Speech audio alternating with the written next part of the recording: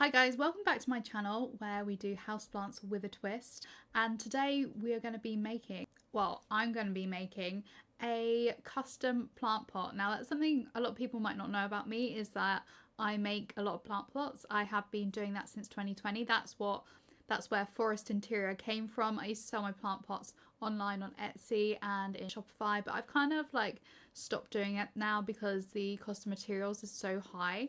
And every now and again I'll make some pots for myself, and then if there are any left over I'll put them up on my website, or I'll use them, or I'll go to craft fair or something like that and I'll sell them there. My most popular plant pots were always ones that people could customize, but they are very expensive to do and time consuming, so I'm going to try it a different way this time. And I'm going to be doing this for my cousin Eleanor, who's getting married to Rupert literally at the end of this week, so I only have today and a bit of tomorrow to actually make the pot, which is a bit scary, so I'm running out of time. I'm going to be using my silicone mold, one of my silicone molds, and I'm going to be using Jesmonite, which is a really hard wearing eco resin material. This is how I'm going to make a plant pot. When I started making this plant pot, I didn't really think that I was actually going to film it, so I've missed part of the tutorial on this, which is actually making the base plates, but don't worry because it goes wrong and we have to make it again, so I have got that later as well. And you know what, I really do find these time-lapse type videos quite satisfying, so here we are. Right, we have just got into Blender. Blender, if you don't know, is a 3D modeling software. It's open source, so it's free to download. You can get additional plugins, sometimes they cost money, sometimes they don't, and you can build pretty much anything in it, anything 3D.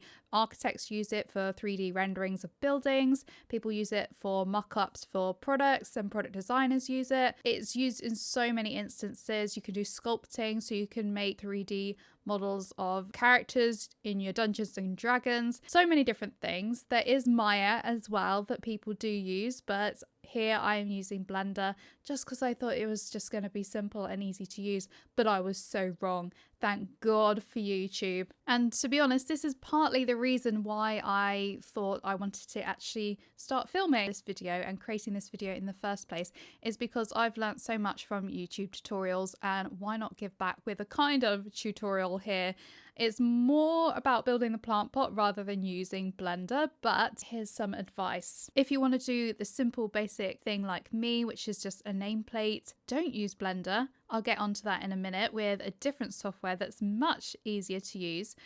But Blender is such a useful skill to have, and it's so valuable, especially if you want to go into more technology or design work or anything like that. It's really great to have a play around with. I think it's one of those programs where you never actually completely learn how to use it. You're always still learning, and the more you find, the more there is to learn, basically. It just never ends. But I know from people that do use it, once you get used to it, you know where everything is, you follow all the YouTube tutorials on it, it becomes really easy to use. Well, when I say easy, I just mean fast. It becomes a lot faster to use, because once you figure out how it works and where everything is, you just pick it up very quickly. The issue that I was having with making this nameplate was actually extruding it. I was getting all sorts of different polygons when I was cutting it out. It wasn't smooth, it wasn't cutting down on the polygons like I wanted it to, so it just wasn't creating a really good 3D extrusion of it. And you can see it later with the number 4 when you see it in 3D. It's not quite right, I don't think. See, look at it now, trying to get it 3D. And I generally, look, there we go. Got it eventually. But I think this was attempt number 2 or 3. So I very quickly wanted to leave Blender because I was having no luck with it and I was getting so frustrated. I did find 3D Builder on the Microsoft App Store, but it was so difficult to use because it was so basic, and I think that's partly a problem too. If there's too little functions, then you're just not going to be able to make what you really want. And so I spent such a long time researching and looking online what 3D modeling software is so easy to use that a kid could use it. And that's where I found Tinkercad. So I think Tinkercad is actually meant for students and children. It has things like your projects, your classroom, your resources, challenges and tutorial. It seems very like targeted at maybe young secondary school students or primary school students, but it was absolutely perfect for what I wanted. And it could do all the things that I wanted it to do. The main one being exporting in STL files. Oh gosh, what's that? It's a GoPro. It's only, isn't it? Way! The kids thing worked. So from Tinkercad, I downloaded the file in an STL file type so that it could be read by Bamboo Lab, which is the 3D printer software we'll be using. And it wasn't loading very well in that. It was absolutely tiny. I don't know why. And later I do make a Blender file, and that was minuscule as well. The Blender measurements, I couldn't get around Blender measurements at all. It confused me so much. In the end, I did manage to change everything to millimeters, but it was such a long fiasco to do. What annoyed me with the Tinkercad is that it also didn't have measurements, so I couldn't measure things properly on the screen, which was really, really annoying. It didn't like correlate. Any of the numbers didn't kind of correlate to millimeters or centimeters, which is what I was working in. So then we would have to resize everything in Bamboo Lab, which it was just a lot of effort to do. We got there eventually, and we did manage to get it to print. And look at that there. It's looking fabulous. So the plastic we're using to print is called TPU, and it makes a really nice flexible model, so it can go along with the curvature of the pots without causing any issues.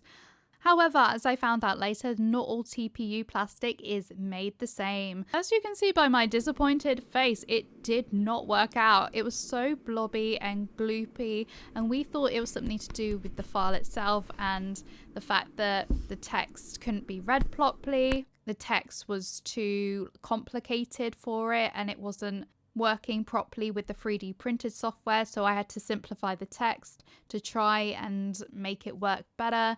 Maybe it was too complicated. The lines were too narrow on some of the letters. In this project, I probably did about 7 different models of this nameplate just to try and get the letters to print clearly. As you can see, I'm on about attempt number 4, I think. And again, using the cheaper yellow TPU plastic with 2 different types of TPU plastic. The first one is this kind of yellow material, and it's kind of fluorescent, and that's normally what we use. And I've used it in the past for making molds for coasters and things like that. The amount of times I went back and forth in this software and changed things, and then I just had to play around about 1 a.m. in the morning, and I figured out how to do it all in Blender like really fast. I don't know why, but I found parts of the Blender tabs and stuff, a really simple way to do it, and I got it working. Exillion files later, we have got the final ones. So not in this one anymore because it just, oh, that's not too bad, but it's not quite right. It wasn't getting the 4 right, and I think it's the material was a bit gloopy and stuff, so it wasn't actually doing it properly. But this is the same material, it's just in a different color and just seems a lot more stable. And we have increased this font size and everything to make it a bit more legible. But yeah, now to actually make it. So now with my far superior grey TPU, I could get actually on with the task. So I found some double-sided sticky tape and I'm just putting it on the back, and I was hoping that this would hold the name plaque in place, and I had to make sure that I was doing it upside down and making sure I got the lettering mirrored, because otherwise it would all go pear-shaped. So I did it on the outside first because that's how I could envision it, and then just slid it down the side of the silicone mold and put it on basically. This method actually worked surprisingly well. I was really scared that the liquid would go behind the seal with the tape. But it held up very, very well. I don't know what brand or anything about this double-sided sticky tape. It was just a random one I found on my dad's shelf in a plastic bag, so who knows. After that, I sprayed everything with WD-40. So this is really important. You don't want the Jesmonite to stick to the mold, and you don't want to damage the silicone. And you need to spray an awful lot on the name plaque, because that Jesmonite will stick to all that extra surface area you've created by extruding those letters. Then I just had to weigh out my material and my liquid. And I decided I was going to add in a plasticizer. And basically what the plasticizer does to the mixture is just make it a little bit more liquid for longer, although it does have some interesting effects. So the material is workable for a lot longer. So the issue with this is that it makes it kind of frothy and bubbly, and something you don't want in your plant pot is bubbles. Bubbles cause air pockets. If there gets moisture in there, it can over time really damage the pot. And also it doesn't look very aesthetic on the outside. So a few years ago, my dad made me this wobble table out of an old sander and some plywood when I started making pots out of concrete.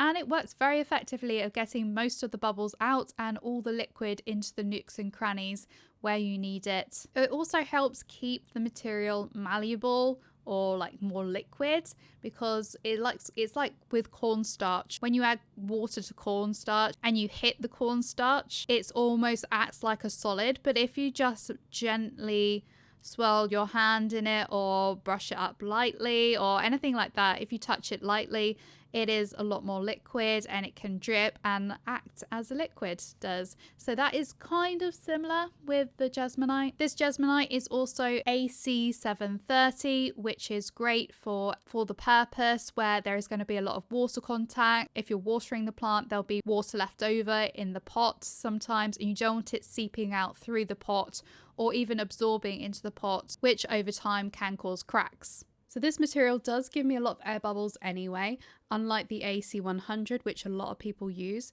But it's a good thing to point out that the AC100 is not water resistant. And I know a lot of people still use it for casting plant pots and soap dishes and stuff, but it will break after a while. It will not have good longevity. And that's what I'm all about. If I'm going to make something, I want it to last. Although I could cast some beautiful plant pots that are absolutely stunning without any air bubbles in them, they just wouldn't hold up to what their intended use was. AC730 is also frost resistant, so it can go outside, which is another benefit of using this material, because a lot of people put my plant pots outside.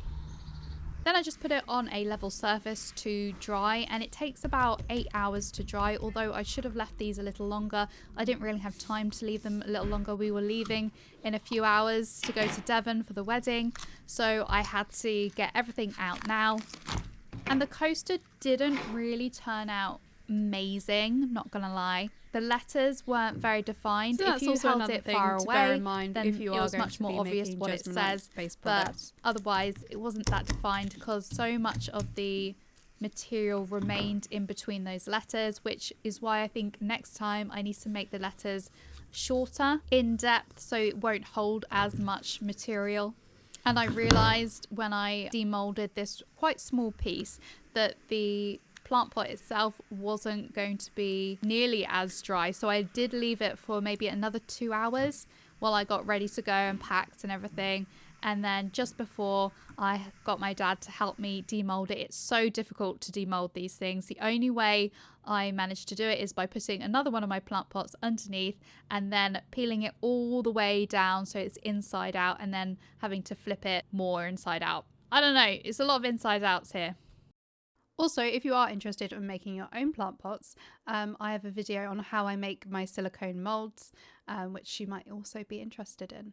You do need to have various equipments like a vacuum chamber and other things to get the air bubbles out of that. I have thought about putting my Jesmonite in the vacuum chamber, and I think next time I might try that and see if we can get a less frothy mixture. I have to say I was a lot more gentle with this one because I really wanted it to work out. So it took me a lot longer to actually take the letters off, and you can see they are much more defined than the coaster, and it actually worked pretty well. I think next time I need to add way more silicone as well to the name plaque just to help it not stick as much. but it was a pretty good attempt. I was pleased with that. The next thing I needed to do was the acid etch, because the AC730 mimics stone, and it's absolutely beautiful. When you get the kind of the wash of the outside off, you can see the sparkles from the stone like come through, almost like granite, and it's pretty amazing, and it gives that a really nice stone effect. Because the acid is very strong, I just use a little bit and brush it on mainly. And then you just rinse it off outside with water, and there we go. You can see the sparkles pretty well in these videos.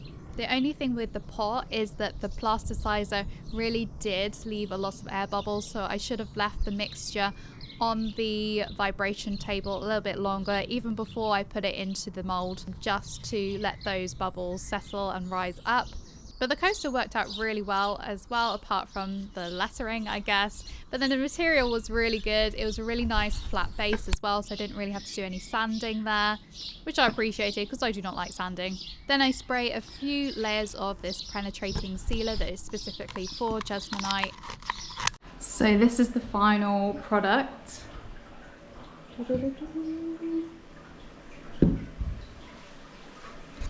A name there. And I definitely need to make the letters narrower and leave it in the mold longer. I think that's partly what caused the letters to be less defined. I don't think the depth needs to be as great as this. And then on the bottom I have my stamp and yeah, little surface things. And then this one is the same with this one. I took it out a little bit too early, and you can see I just need to leave it in for longer.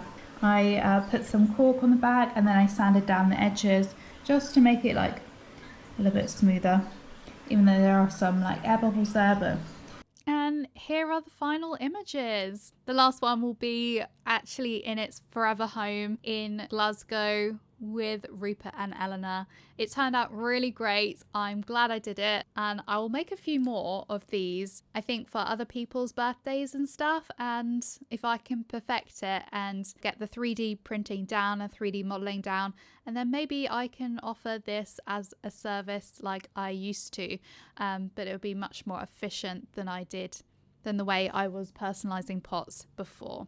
So let me know what you think, and let me know what colorways you think I should try. I've got so many different colors. I went with white this time just because I thought it might fit her aesthetic a little bit more. And it's a pretty good neutral color to go with. Subscribe if you're new here, and like this video. Bye.